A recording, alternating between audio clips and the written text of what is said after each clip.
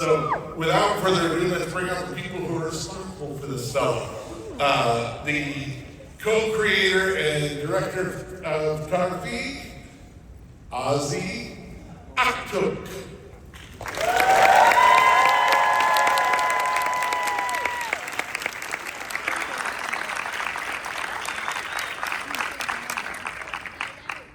I'm hoping you're going to be louder than that.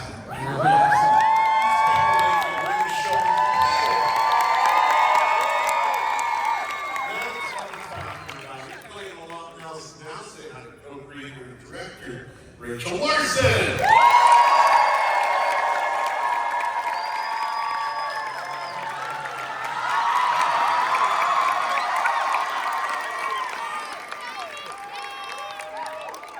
And say hi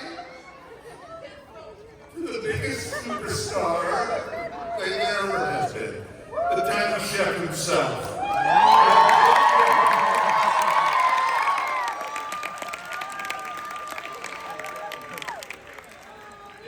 Give that camera a little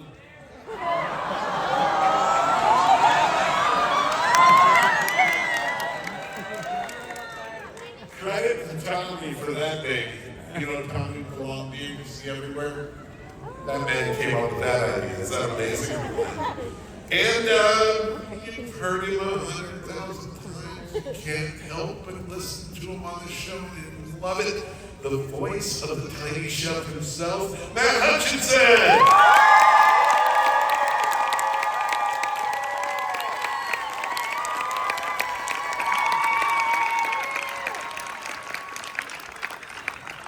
That's good. All right, let's have some fun.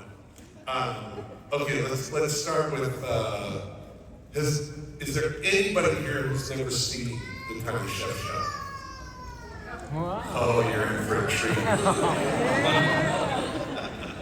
Okay, those who raise your hand, are you aware of current events? Okay, good. Let's get the elephant in the room out of the way. What the heck happened at the end of June?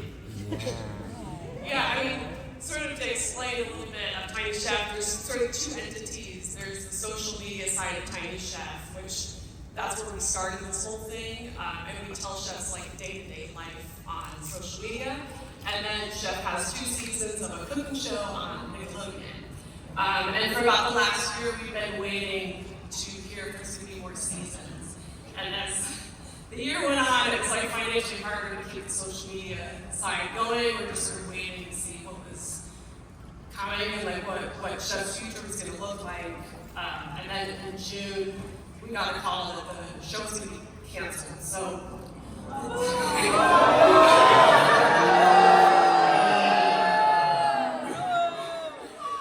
And we kind of just came together as a team and we're like, okay, we either got to shut things down or we throw a Hail Mary and see if we get some crowdfunding to help keep Chef on socials.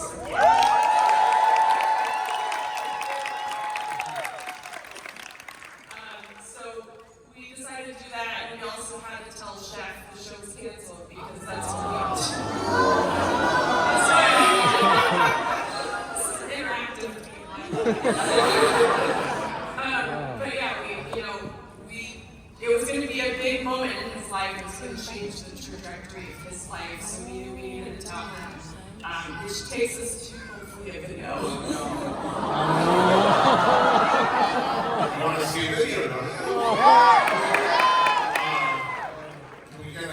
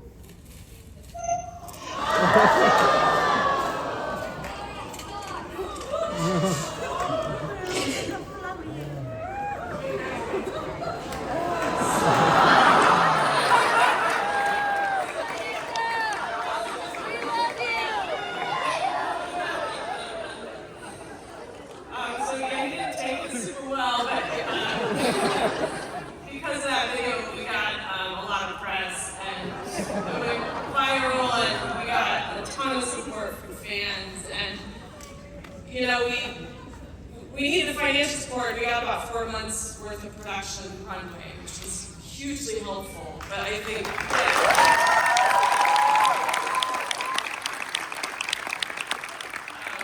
but more than that, I think we just got like an emotional boost, and we really needed it as a team, and Chef needed it. It was a bummer, and it changed our trajectory too. It gave us hope, and for next steps, we're really taking our time to figure out what that is.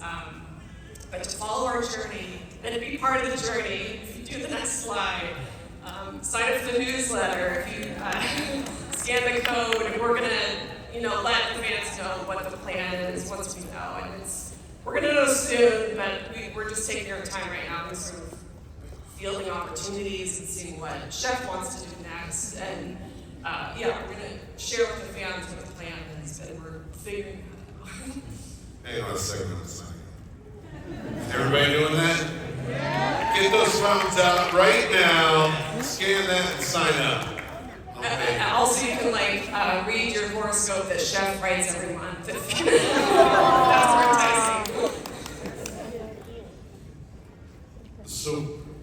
So what are you doing though to work up to what's next?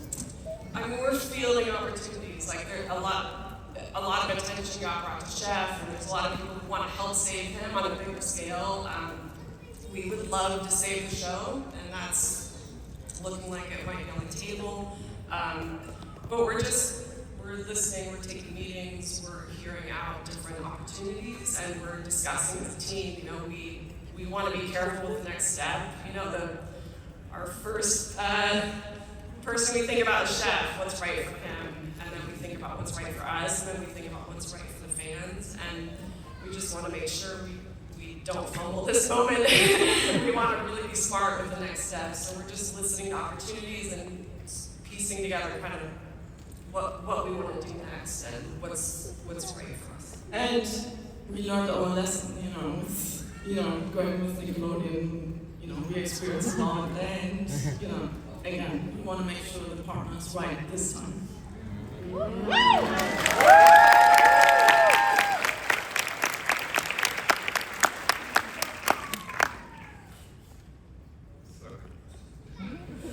talked about something earlier, no, I can't talk. Can you take me through the original evolution of the show? How did you, I gotta know. Okay, which one of you or all of you are the chef?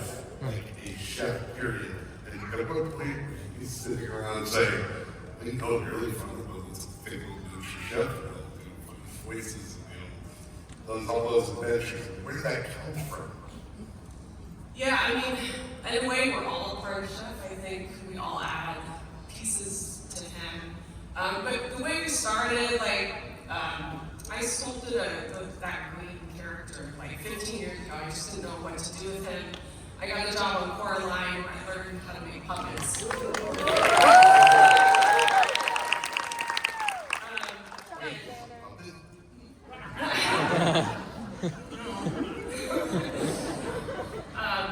And I turned him into a puppet, and then had a career in animation, which led me to work on Isle of Dogs, where I met Ozzy.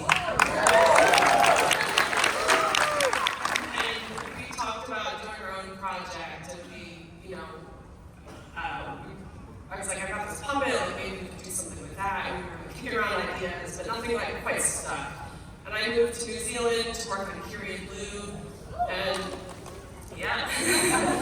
And then while I was there, I started making tiny food. The thought of a stop motion show was too much, so I was just I'm just gonna, sculpt tiny food. And so I started sculpting tiny food, and Ozzy was in London. And I was, again, 2018, I'm in London, I'm developing a live-action cooking show, and I'm location scouting, and in the evening I see her posting the miniature food, and it's looking so realistic, and I'm like, okay, it needs to be a stop-motion cooking show. So I texted her and said, hey, what about if we do together a cooking show? as a self-promotion, and I knew she had that green puppet back in Isle of Dogs. She showed me the puppet, and I said, hey, he could be the tiny chef. And she loved the idea, and it kicked it off. And like, fast forward, like in November, I went to help to light the set, you know. But before that, we see apple pie. So I helped her. Go back. So apple pie, yeah. So that clip was made. So Rachel booked her own kitchen, and I helped her over text messages what she needs to do and be careful with light and whatever. So she took my advice, but yeah, this is what happened.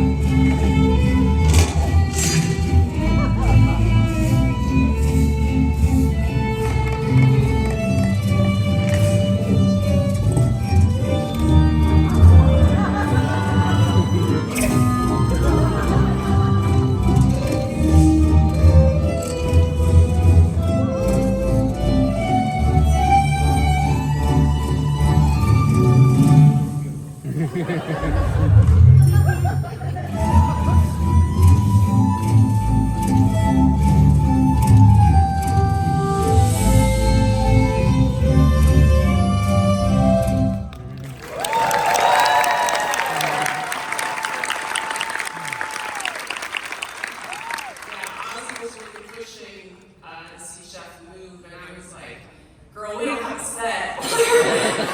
So, but she was like, gotta move him. Like once we see him moving, it'll bring life to him. And she was right. And then she booked a flight and came out to New Zealand, and we started building his first kitchen set out of like popsicle sticks and bark and like gum. I mean, it was like barely held together. And yeah, if you go to the next slide, I think there's but yeah, it's you don't need to play it. It's not worth it. But yeah, we're just collecting antiques. We just sort of built this thing with whatever we had. Yeah, there's Elmer's glue and popsicle sticks. How long did it take you to?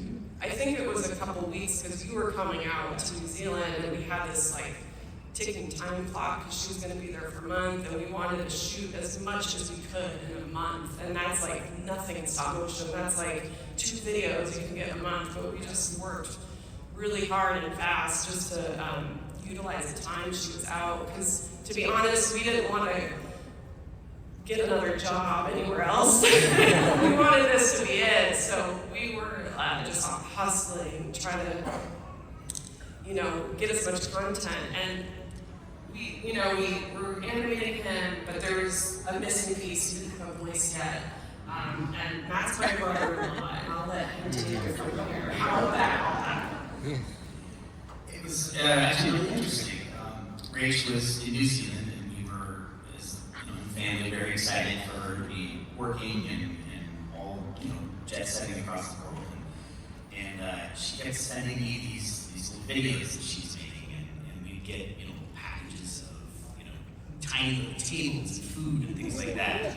And we thought it was all really cool. And then one day she, a lot of this has really happened over text. And so she texted me one day and said, hey, we're looking to make this little green thing have a voice, and you do that one voice that always makes me laugh. So do that voice, but take the words away.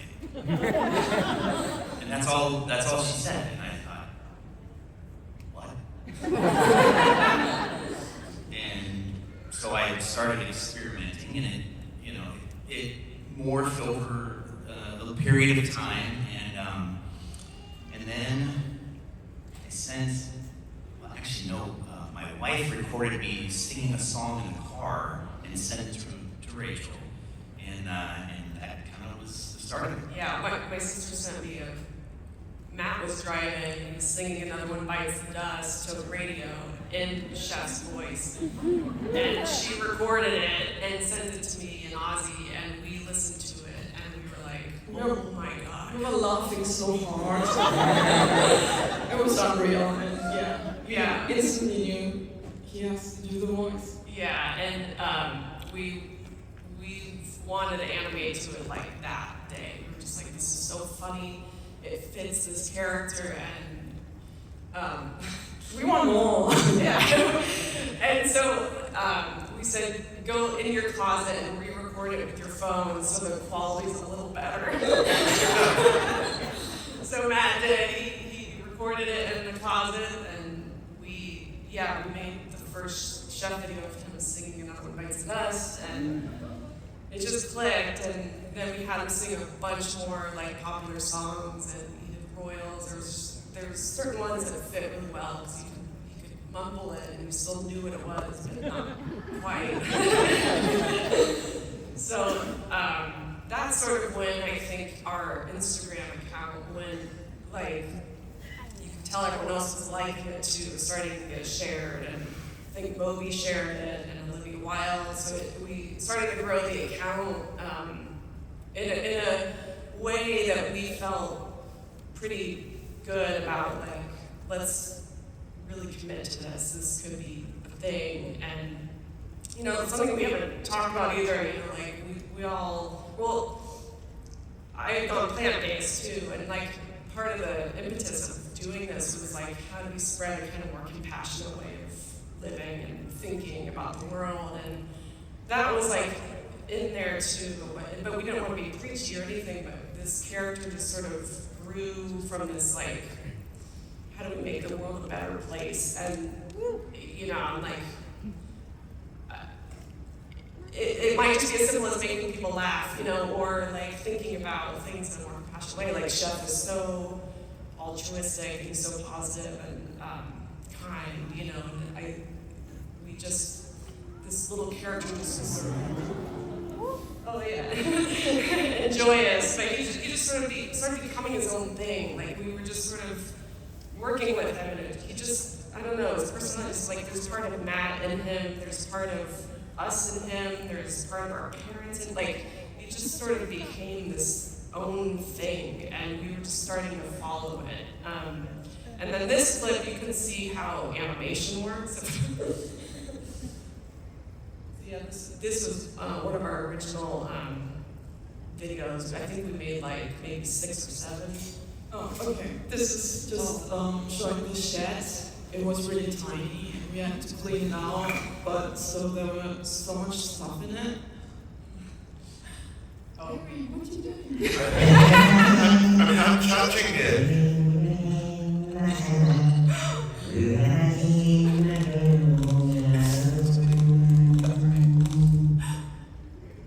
Okay.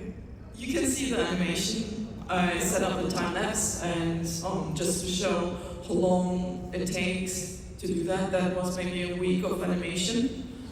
And then the animation itself next to it.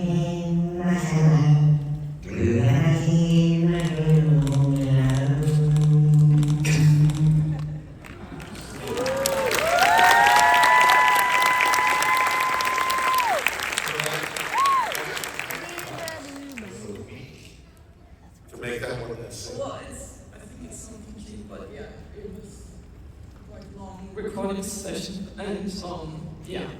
the stop motion requires patience. Oh yeah. But she's saying no. I say yes. I think it's more obsessiveness. I'm not very patient. I'm really impatient. I want to like get the video out and post it, and I'm pretty impatient, but I'm obsessive. So if you're obsessive, it's a good career. It's patience. I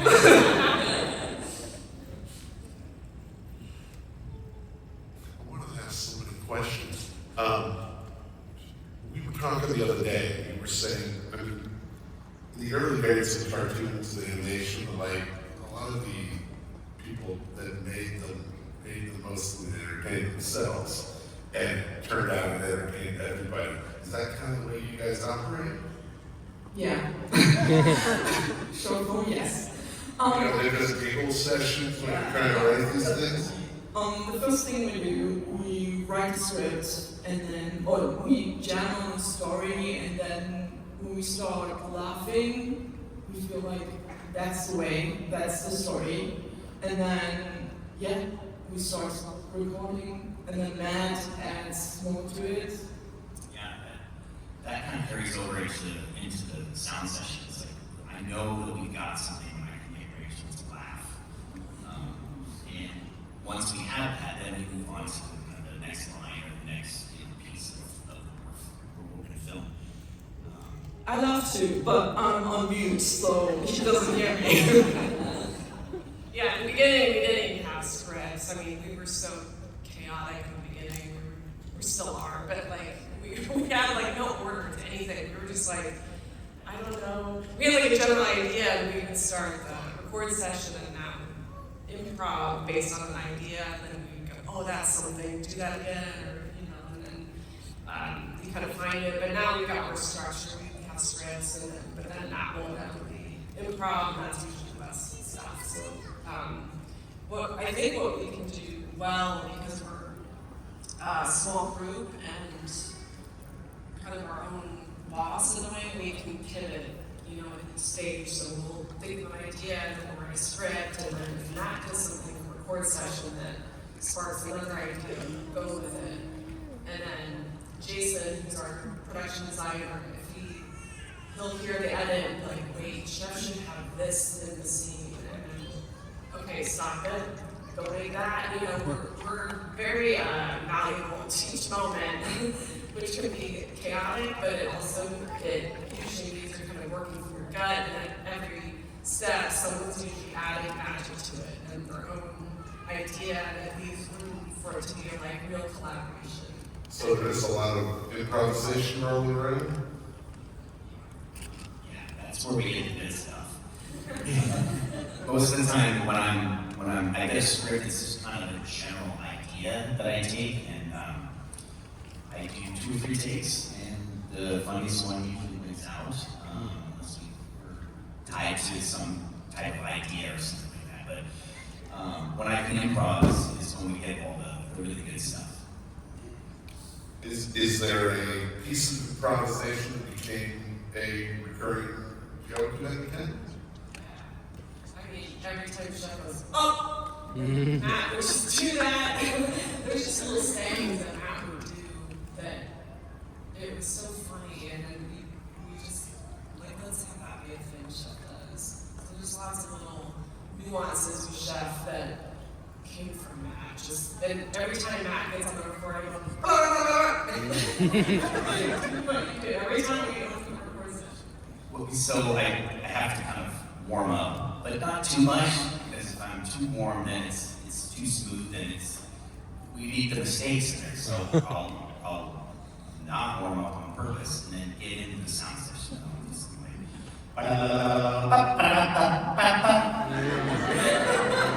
and then we go. That's how you start. And so it's things like that, and you know, like Ray said, do that. And I would start saying that I love everybody, because that's how he thinks. And so that kind of stuff really, like those catchphrases, like love you so much, everybody. That stuff really took hold, and people love it. I know you were talking about how you got to the voice. Was there something in your head from seeing him or otherwise that really inspired where you ended? Well, it's a combination of a lot of things that I grew up with. I have been doing a version of that voice for 25 years, just to make my friends laugh, and I would do it in college parties and get-togethers, and I would do it in inappropriate times to get Rachel's laugh, or my wife's laugh, or my parents' laugh, and it.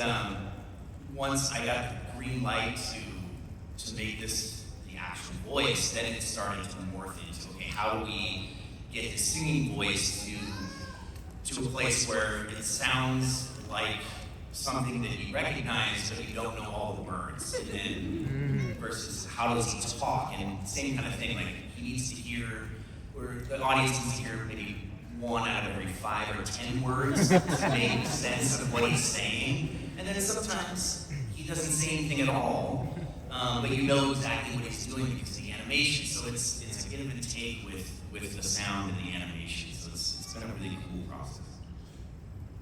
You started this thing in the corner of a room, seemingly for your own amusement.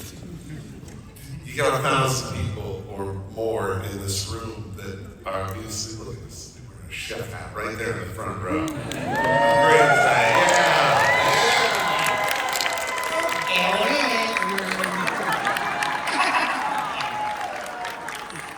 and for entry Monday, you know, you come on stage with 1,000 people, and you know if there's 1,000 people here, there's hundreds of thousands of people out there that come onto the show.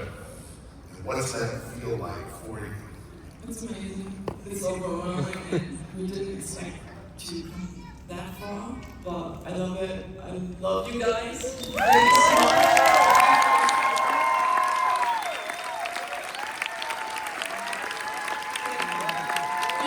The best fans, it's just unreal. It's like so much love for Tiny Chef, and we're so grateful for this. Again, oh my God, thank you. I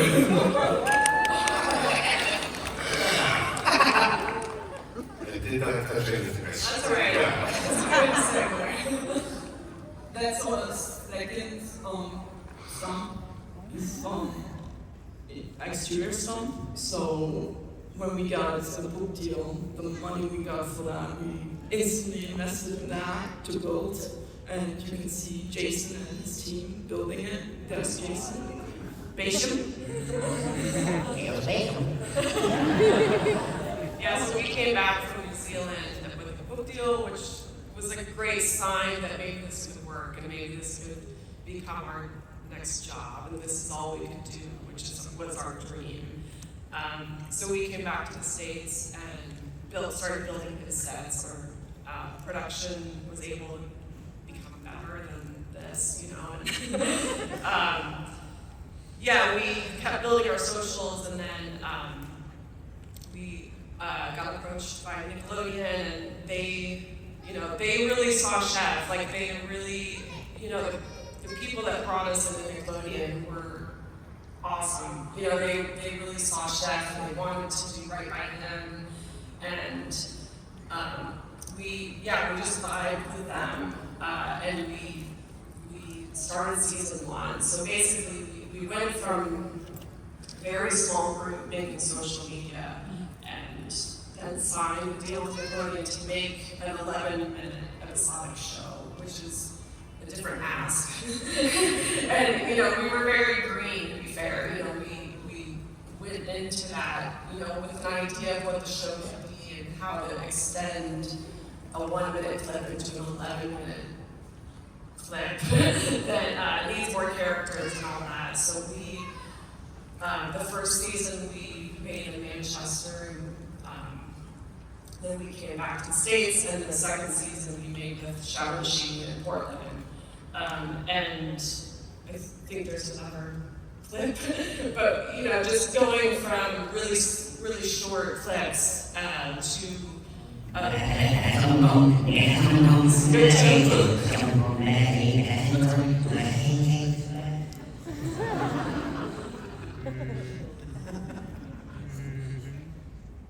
What are we watching?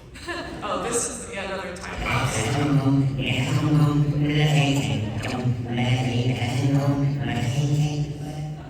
you have to license that song?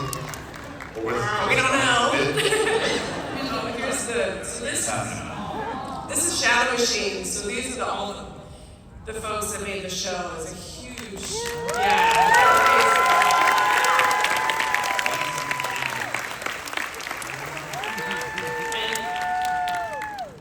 it just seems like Chef draws the best people to him, and this crew is amazing. They were so talented and deeply deeply cared about chefs too. You know, they put together like this. But yeah, we had to figure out how to now start working with animatics, writing scripts. You know, we had to add characters because it's really hard to make lots of shows with one character, so we had to bring in more characters, and those characters had to be a little more easy to understand than the chef. But yeah, the process is a lot different because you've got this huge crew that you have to start bringing order to and kind of go through a more systematic way of making something. But it was incredible. I mean, it was a really good experience in a lot of ways. I think everyone, Nickelodeon included, loved the show, and you know, it was just a bummer. But everyone that worked on it, and yeah, it was just a lot of fun. It was a lot of work. And as you can see, like, there are huge studio spaces, huge sets, and a lot of people have to work on it. It's just, you know, like 20 stages or so. Yeah, I think we had 20 or 30 stages, and I think they had like 18 animators. Yeah, I think they had a crew of like 200 people. It was just a big production. Is that daunting or is that exciting? It's exciting. It was, and this studio is so talented. You know, like they just had such a good, just such great people. So it was like you're kind of handing your baby to a very talented crew, and they just did a great job. I was so excited. It was cool. Is it funny for you to watch something of this magnitude with this many people working on it when you know how it started with a couple of you in the corner? Yeah, well, it's been 7 years, so every step was so much work, you know, so we grew in these steps, you know, so it's not like it just went like that. We worked hard. But I need to say, we love our freedom when we do social media, so we want to protect that, and we did a really good job with that, you know. And yeah, we just want to keep going how we as a team work, and yeah. So Yeah, they're two different beasts in a way, you know, like the social side, the smaller crew, you get a pivot easier, you know, viral moment will hit, and you can just be like, let's do that. Get out of the record session tomorrow, you know, like we can move very quickly and catch viral moments. We can like the show got canceled in 2 weeks. We had that video out, you know, and when you have a bigger crew and you have story and you have the bigness of a show, it's just a different process, you know. And you gotta make it work for everyone. It's just different, but I think the show's amazing, and you know, we want to make more of that show too. Like that's Chef's baby. Like that's what he wanted. That was his dream. To have a cooking show, you know. So we'd love to get it back. But yeah, we love the social media side because that's how it started. You know, and it's we could just be more improv. Like if that's we love that. But yeah, both experiences have been really amazing. Tell me about the title song. How'd that come about? Who came up with that one? The title song. Oh, Music. yeah. I'm friends with Nathan Barr, who's an amazing composer. He did like True Blood and just some amazing stuff. And we're friends, so I was like, is there any way to do the theme song for Oh, our... I see the correlation. True Blood. Yeah. Automatic. He's got a big library of amazing stuff he's done, and he has a nice sensibility, and he uses instruments from all over the world. Like he's just an interesting person, and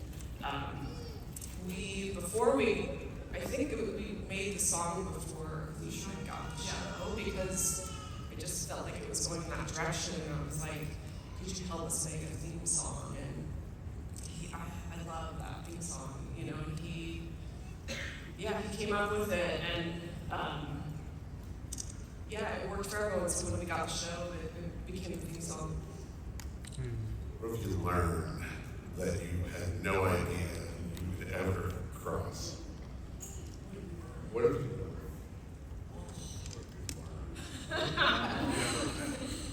Too many dark things. I think maybe how to work with people and how to take notes. You know, I think when we first started developing the first season, you know, we didn't want to hear anything. It was like, no, this is ours. You know, like we were difficult to work with. I think we pushed back on a lot. That's wrong. Wait, no, let me finish. But there was times we got pushed back, and like looking back now, like they were right that we needed this. You know, and when you're wrong enough times, you have to kind of like take that in and really think like, just listen first. Don't just immediately protect, or you know, like I think I got a little bit better at calming down and like listening and really feeling, is there a point here? Are they right?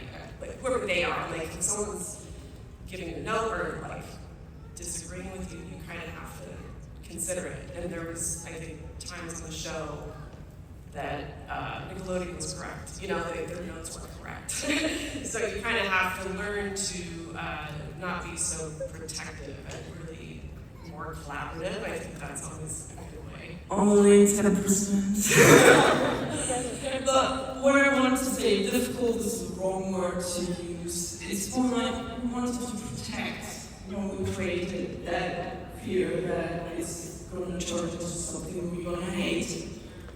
That's maybe why she's saying difficult. But yeah, we also pushed for things where we were right. So it was maybe 80%, 20%. Yeah, I would say I learned to trust my gut a lot more. Getting into these sound sessions, you know, a lot of times people are looking at me to really bring out the chef in the dialogue. Sometimes it just isn't there, and so I just learned to try things on the microphone, and a lot of times they work. So yeah. Each one of you needs to answer this question. 2 parts. Part 1, what's the most touching story you've heard from a fan? And part 2, what's the funniest reaction you've gotten? Don't say it was me. Either. The most touching story is when people are depressed and saying, Tiny Chef helps me to get out of the depression. And that, like, I'm so happy we can help people with that, because it's, depression gets all of us, and getting out of it is so hard, and having something which makes you happy and trying to fight it, and people sharing that with us is amazing. And I really love that we somehow can help people as well.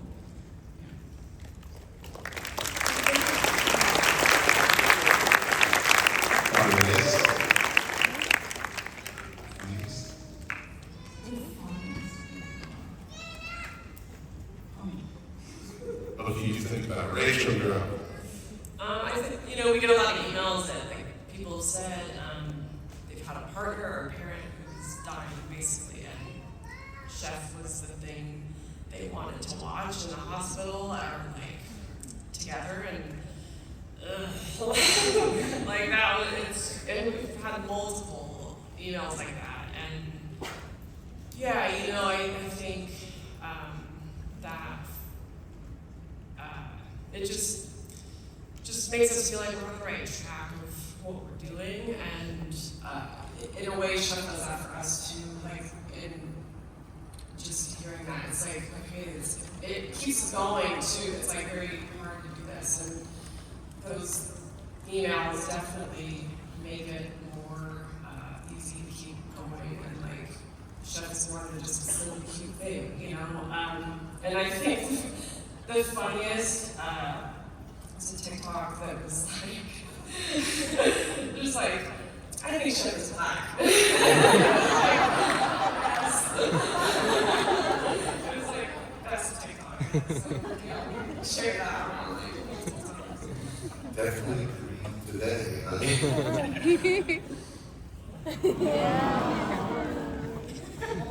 What do you? Alphabet.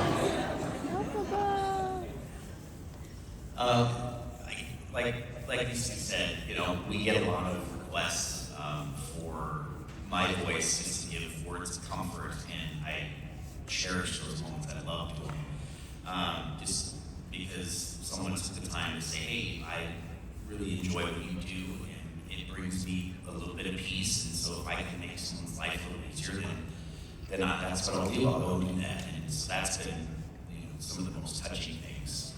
You know, helping people through chemotherapy and a loss of a loved one or a pet. I mean, it runs the gamut, and each one is important. And so I take that responsibility pretty heavily, and I love doing all that kind of stuff.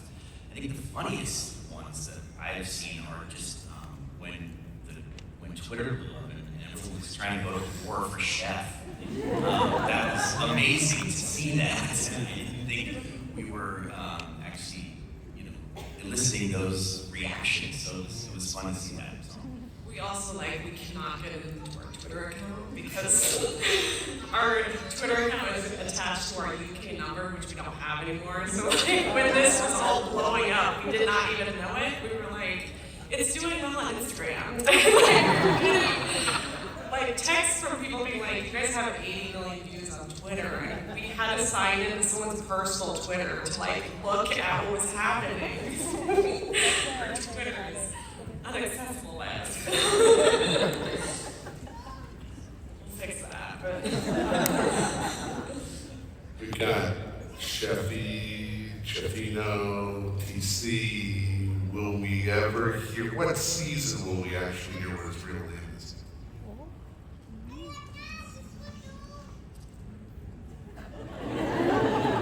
Oh, you have to sign up for the newsletter. Get it up there, let me see that. Come on, click on the right clicker, come on. Pop it up there, there we go. Everybody get out your phones and get to sign up a second time. Do anybody out there want to ask a question? Well, there we go. Wait. Harlan's up there. Heartbeat. My name is Audrey, and I was wondering if you had a favorite character on the show besides Tiny Chef. I love Ruby. She's like, I don't know, everything. I just love how she acts. She's like a cat, you know, and I love cats. I like Bonzo.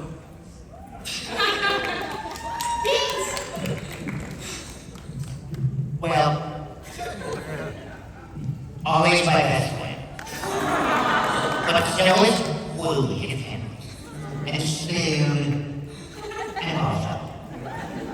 But I love Miss Penny most. Hi, my name's Jenna, and funny enough, I found out about Tiny Chef not from a little sibling, but from my mom. She followed you guys on Instagram. So my question for you is, if you could pick any song for Tiny Chef to sing in one of his social media videos, what would it be?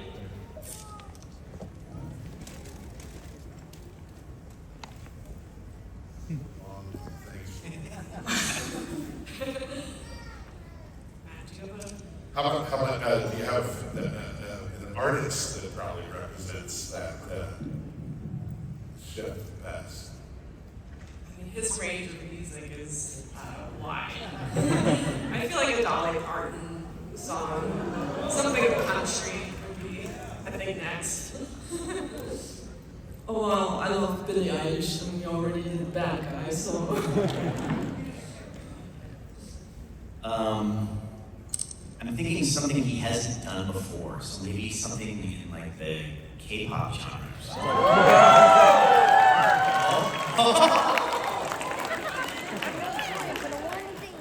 Yes, sir. Kind of bouncing off that question. Yes. Can we get a sample of Another One Bites the Dust? Can we? What is it? Sample of. Another One Bites the Dust. Another one bites the dust. Dum, dum, dum. Another one bites the dust. Another one bites the dust. Another one bites the dust. Wanna get it? Another one bites the dust.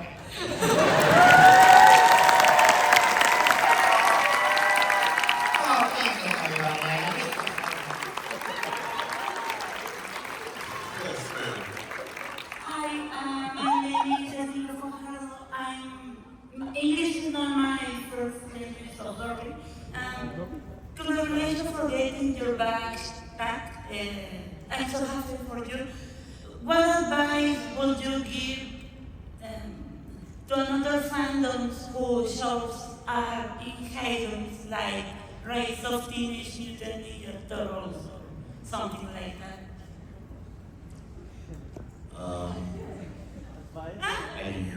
I didn't understand what you said.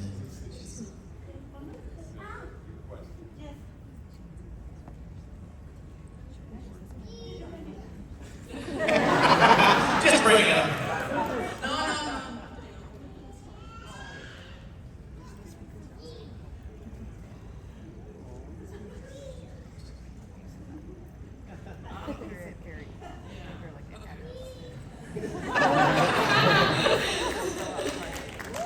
So the question is, what advice would we give to other creators whose shows on hiatus? I think that, I think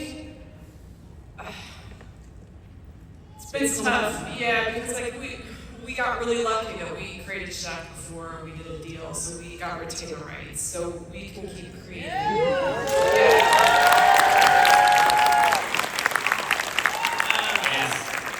I think when you love something, you have to protect your ability to keep doing it. And if that gets taken away from you, it's like taking a baby. I mean, it's like crazy, but like, I would say maybe start creating something else, because I just don't sit, do something, either fight to get it back or start creating something else, because the creation is probably the part you love, and don't let that stop.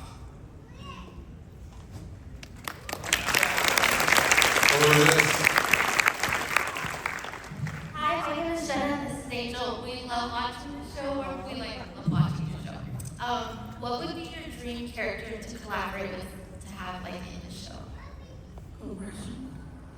Any little character, little guy that you would love to. I would love to see him in a movie, like live action movie. And even if he's just, an extra. Maybe Mission Impossible.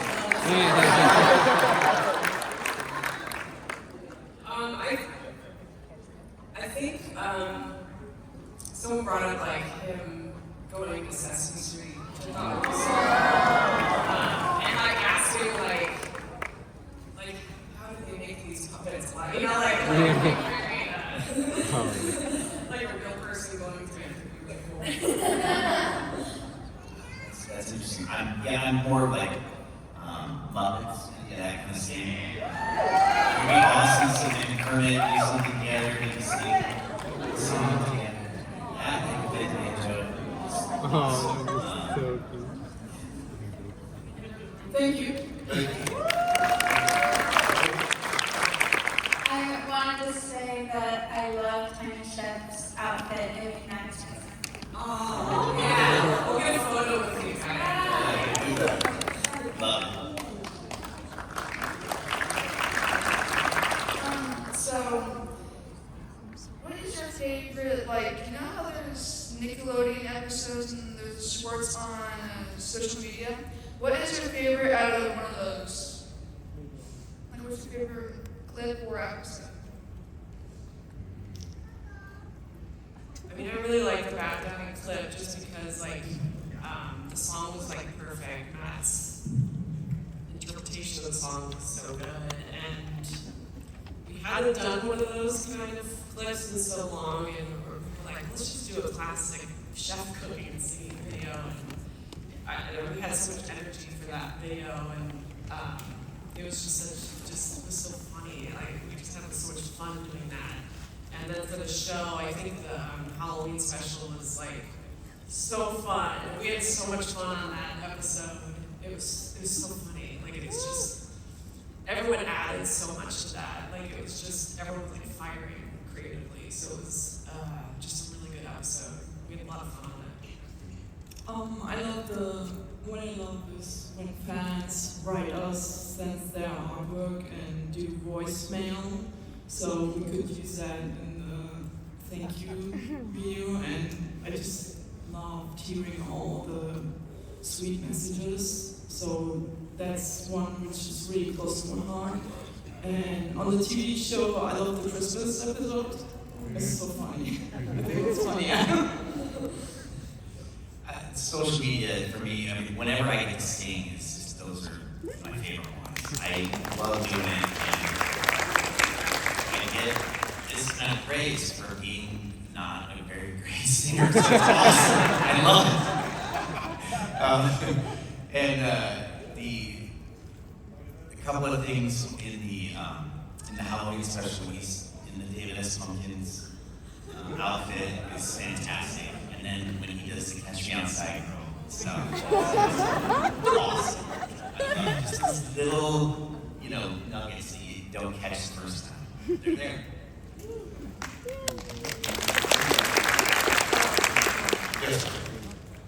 Hello. Hi.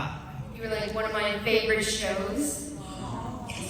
Yes, I very much love Tiny. Very much love Tiny. And what is your favorite song you sung in the show?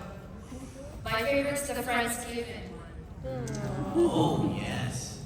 I love that one. I also love the Marshmallow Snow one from the Christmas special. I love that one. Yeah, those are definitely my favorite. Monstable Sue's good too. And the Pirate Stew. I love the Pirate Stew. That's funny. Hi, my name is Iris, and I would like to know who made Ollie's voice. Odessa Zion, she's an amazing person. We met her in Manchester virtually. We tried a couple people out for that role, and she was just this wild, just this wild, awesome person. And we had a couple options, and I was just her energy is so fun. It's just she's so funny and cool and sweet and amazing. And her record sessions are equally fun as Matt's. She just goes off, and it's oh, that thing you just did, we now need to use that instead of what was written. Because she's just, I just like people who are wild. You can't, take that. They're just they're do their own thing. Not very, actively, she's just kind of, she's amazing, yeah.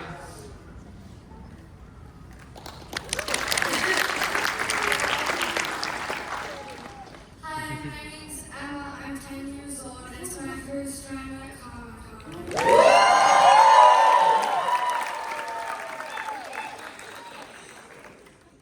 My parents framed me. I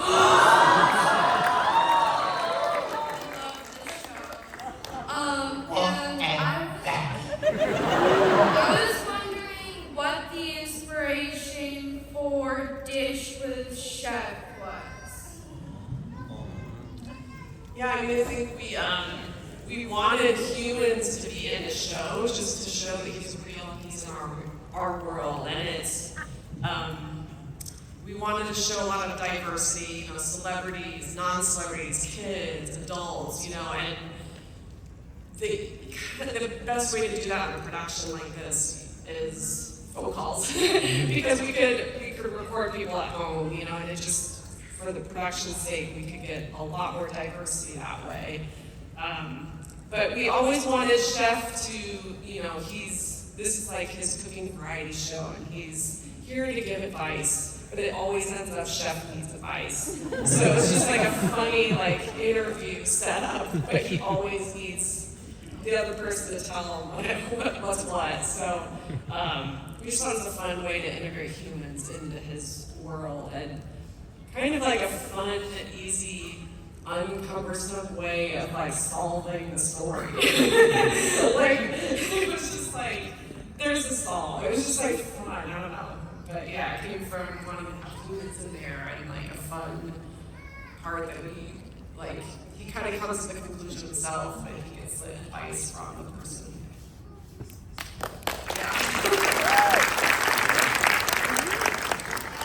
My name is Jude, and my question was, if you're going to make a Tiny Chef soundtrack. Go on. Yeah, we'd love to. We'd love to create a cover album. I think it's gonna happen.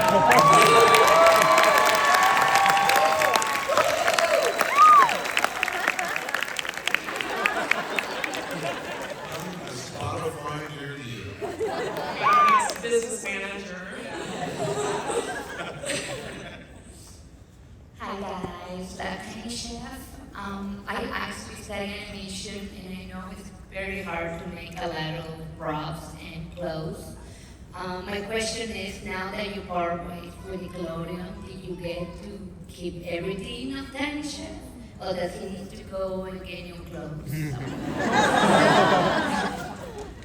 Does the props, all the clothes, he gets to keep all, you guys keep all the props that you guys make? So the props we did for social media, the clothes we do for social media, that's ours from the show. We're trying to get it. We're trying to get the assets. It's a long conversation, so hopefully. Sorry, have you guys thought about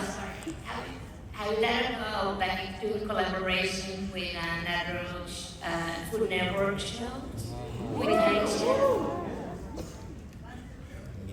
There's a lot of echo on the mic, so it's hard to hear. Food Network. Oh. Look, we're open to anything.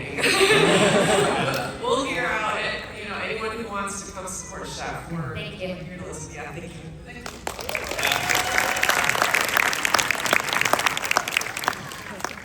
Hi, Chef. My name is Herman. My question is, what Mexican dish will Tiny Chef make best?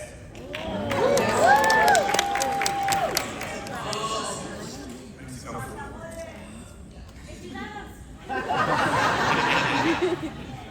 Tacos. Tacos.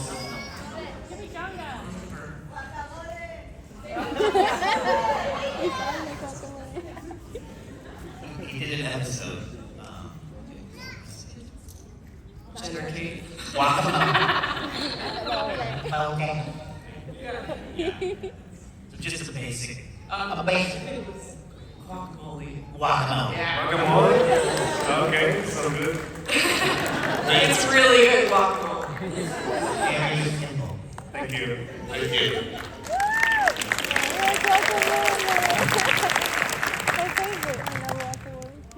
Hello, I was wondering if that Tiny Chef is going to appear just pasta salad and we can do like I want to or something like that, and can Tiny Chef do the also as Hydro?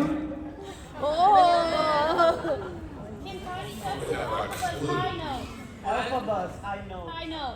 Alphabus. Oh, they want you to use that's something to get. Yeah, I mean,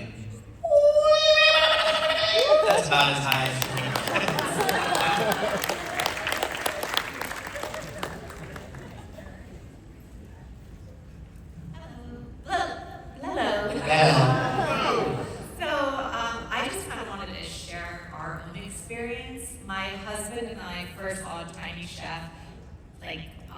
or two ago on Facebook, scrolling through videos, and went down a rabbit hole of Tiny Chef videos, just like fell in love with him. And my husband, he has his own question, but he's right behind me. He Yeah, I'm looking at your husband right now. So Oh, we'll babe. see him soon, but he cosplayed today as Tiny Chef. And walking through the convention floor, he got recognized so much. People were stopping him to take pictures, just be like, oh my gosh, Tiny Chef. Like every 10 feet.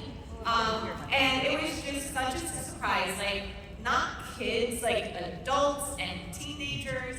So it just really shows how much you guys have done in such a short period and how Tiny Chef has reached so many people. So I wanted to share that. Congratulations. Thank you so much for sharing the story.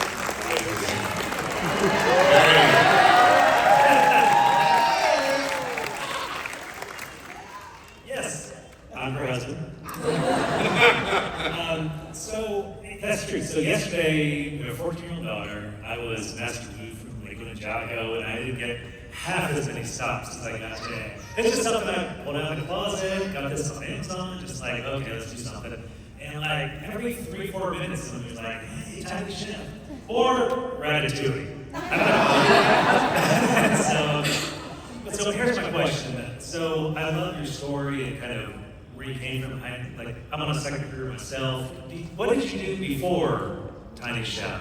Are you a CPA? I mean, were you have some kind of background in this? How did you know? No, so we were already doing we were in the media business. I started as a camera assistant and then worked my way up as lighting and then DOP. And again, I love stop motion. I started on Frank Weenie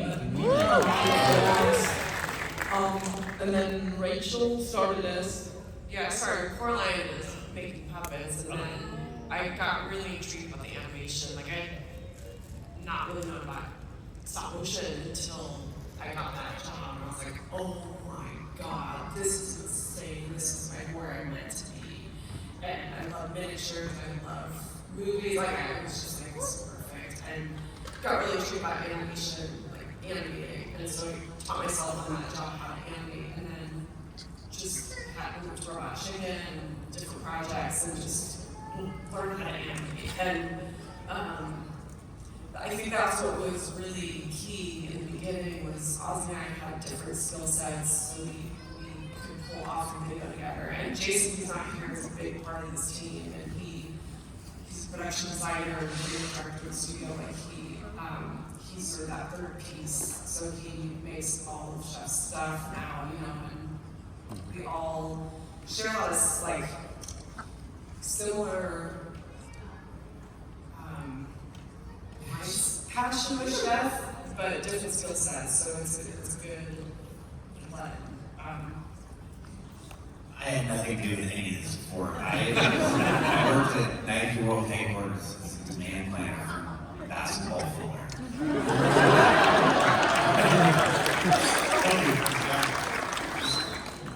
there was a YouTube video of Matt and I giving a podcast interview, and one of the comments was, save Matt for another corporate job. Same Tiny Chef and save Matt for a corporate job. This is amazing. I don't want to do anything else. Hello, everybody. I'd first like to apologize for my startling appearance. I promise it's raspberry. I have a two-part Just looking out of the halls of the Oh! Awesome. I have a two-part question, if that's okay. One, making the cancellation video, was that therapeutic, or did that video make you realize you needed to go to therapy? And two, if Tiny Chef could invite any live-action guest on the show, whether it be Luke Skywalker or a famous other chef, who would it be? So behind the guard, but Alive or dead? Either. Okay, Julia Child.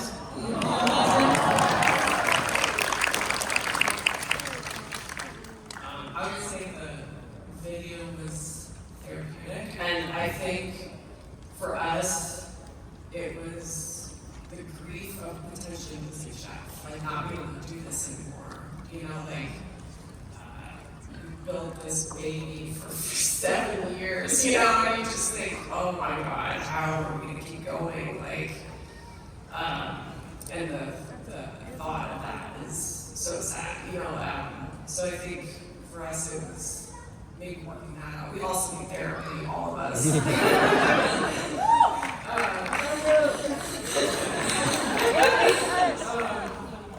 I think, like live action person, I mean, Luke Skywalker.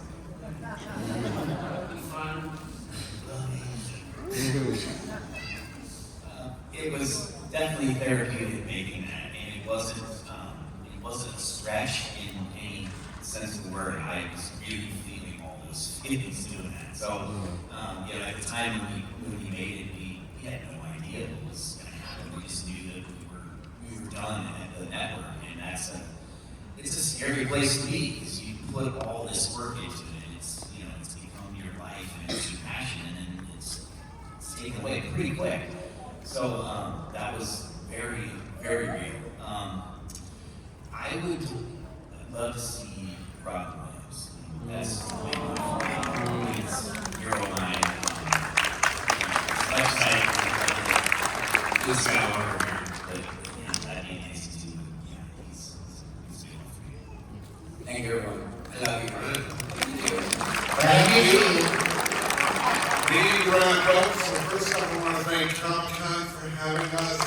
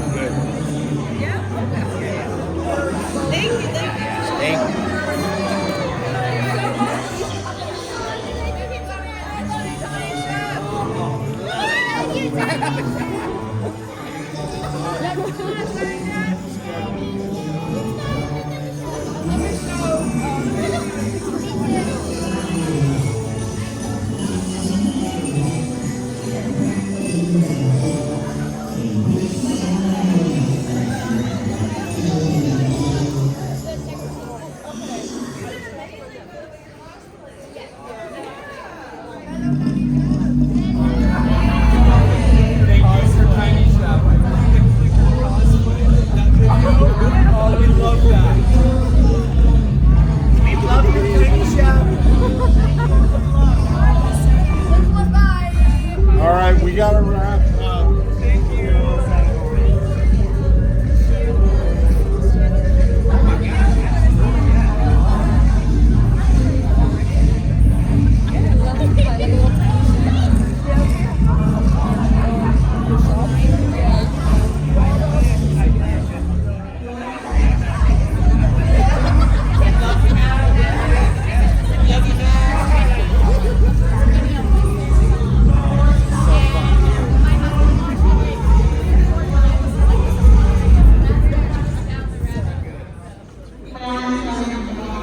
Greatest or what?